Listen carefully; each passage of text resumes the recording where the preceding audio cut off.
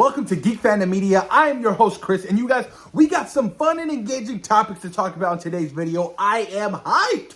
Tuesday is a big week. Why? We get the next episode of Daredevil Born Again, and also around the whole CinemaCon this week, you guys, which starts tomorrow, apparently we are getting an official trailer for Superman.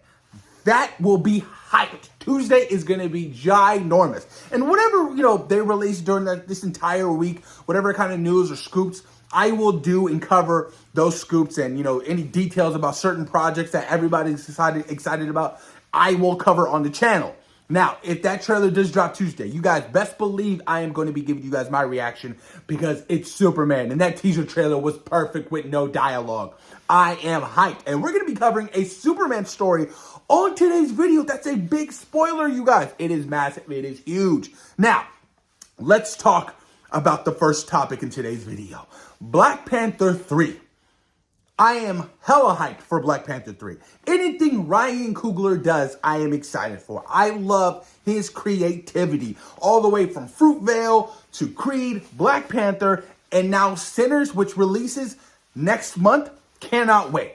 But Ryan Coogler was on a recent podcast talking about Black Panther 3. Now, there's nothing that's overly detailed. There's nothing that, there's no big scoops. But it's some interesting details that I want to talk about in today's video. So, Ryan Coogler was on the Nightcap podcast, that's Shannon Sharp's podcast, and he had a couple of things to say. So, Ryan Coogler says, fans won't have to wait much longer for Black Panther 3.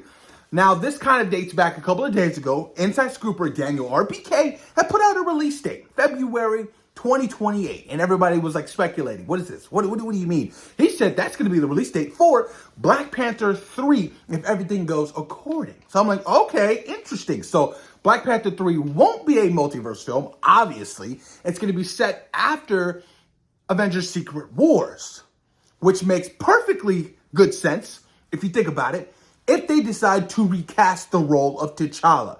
Now, when recasting the role of T'Challa, you guys, you have to realize, now let's all understand this, it has to be a multiverse variant. It's not going to be his son, Toussaint. He's too young, unless they do a massive, 15-year time jump, which I don't want. They killed off T'Challa in the MCU main timeline. They killed him off. So they have to do a multiverse variant of T'Challa, which is exciting for me. Aldous Hodge, I'm pretty sure he's available. I would love to see. I've seen all the AI images. They look fantastic. I have some Denzel AI images too of him in Black Panther 3. I'm like, don't get me that hyped. I'm like, I can't wait for Denzel and whatever role he does play in Black Panther 3. It's going to be ginormous. And I need Black Panther 3 to be a cultural movement like the first film was. Do y'all remember when big celebrities were renting out theaters for children to watch Black Panther? It was a massive moment. $1 billion at the box office, critically, well-spoken. Fans loved it. Academy Award winning film. Black Panther, you guys, will go down in history as one of the greatest movements in cinema history. Now, Black Panther 3. Details. Release date, February 2028. So we still got a couple years out. Now, I'm pretty sure Ryan Coogler is currently working on the script. The script has to be perfect if you got Denzel Washington in it. And speaking of Denzel Washington, Ryan Coogler confirms that the Denzel Washington deal to star in Black Panther 3 is yet to be finalized. He says as long as he's interested, it's going to happen. We don't know what role Denzel Washington could play in Black Panther 3, but whatever it could be, it's Denzel freaking Washington. He was just Othello, you guys, on Broadway. He loves a man who loves his craft so much. It's so inspiring. At that age, he's still doing plays. I love hearing his interviews. It just gets me so motivated, and I love it. And there's this one recent interview he was stating about, the filmmaking and the craft, and he was like, a filmmaker's craft is it's filmmaking, it's movies. But as an actor, that's in plays in Broadway. And I was like, he's absolutely right. Absolutely right. When Denzel speaks, you listen. You know what I mean? He's like the elder. He's like your grandparent. You know what I mean? They have so much to offer intellectually. You just want to sit down and soak it all in like a sponge. So whatever role he's playing in Black Panther 3, either that being, a recent Black Panther, I'm not talking like, it could be Bashanga, it's a possibility, but not T'Chaka. I would be down to see. It's Denzel freaking Washington, you guys. I just hope that Ryan Coogler writes the perfect role for this man, and Denzel just eats it up.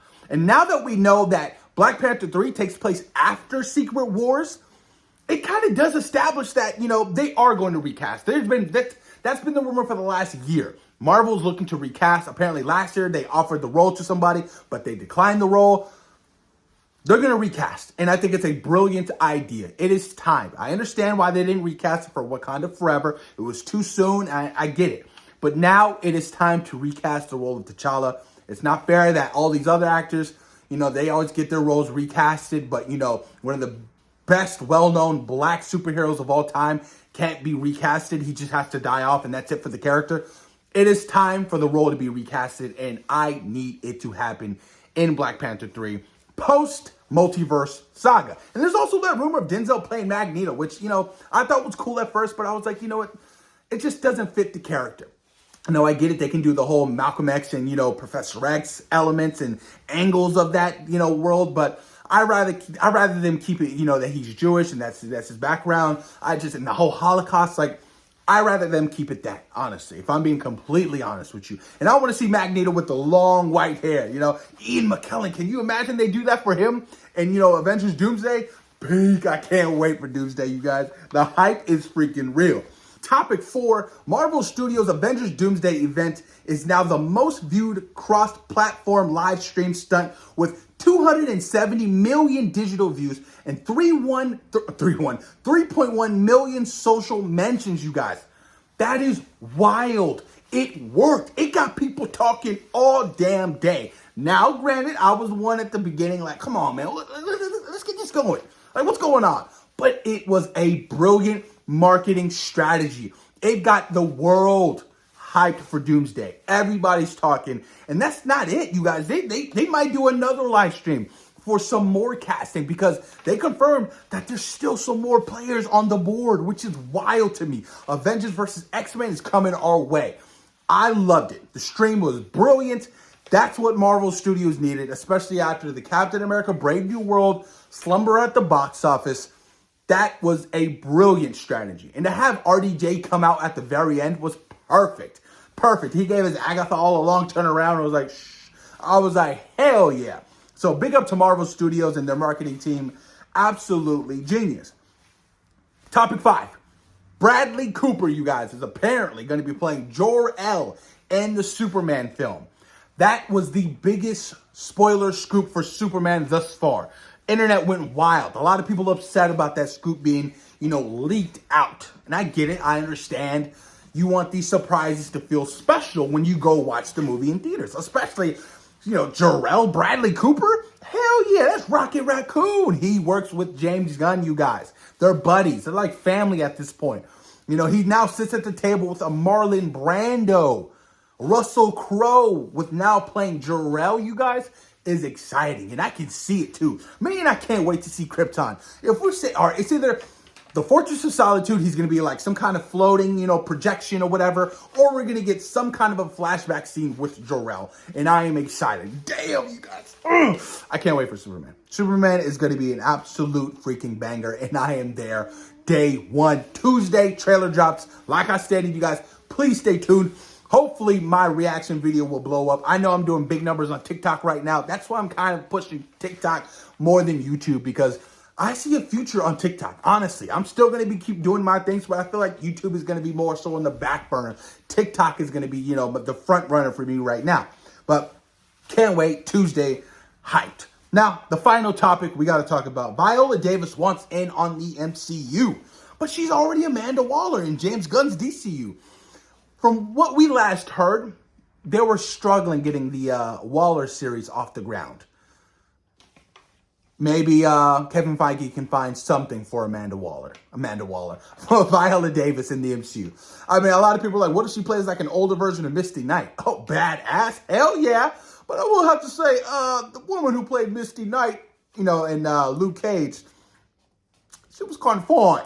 And I wouldn't want to see that young sister recasted, because I would like to see more of that young sister, on the actual show whenever they do decide to kind of revamp Luke Cage, which I would love to see Mike Holter back as Luke Cage. Rumor has it that the Defenders could show up in the second season of Daredevil Born Again, you guys, which would be exciting to see. So, I mean, I'm pretty sure, if Viola Davis wants to be in the MCU, Kevin Feige can find something for her to do in the MCU. It's Viola freaking Davis, you guys. She's one of the most extremely talented women in Hollywood. Facts. But let me know what you guys think in the comments down below about today's video, today's topics, honest thoughts and opinions. Post them in the comments down below. And don't forget to like the video. Liking the video helps the video so much. I'm telling you guys, I need more engagement on the channel. So please, thank you guys. Appreciate each and every one of you guys. And thank you guys for checking out Geek Fandom Media. Peace.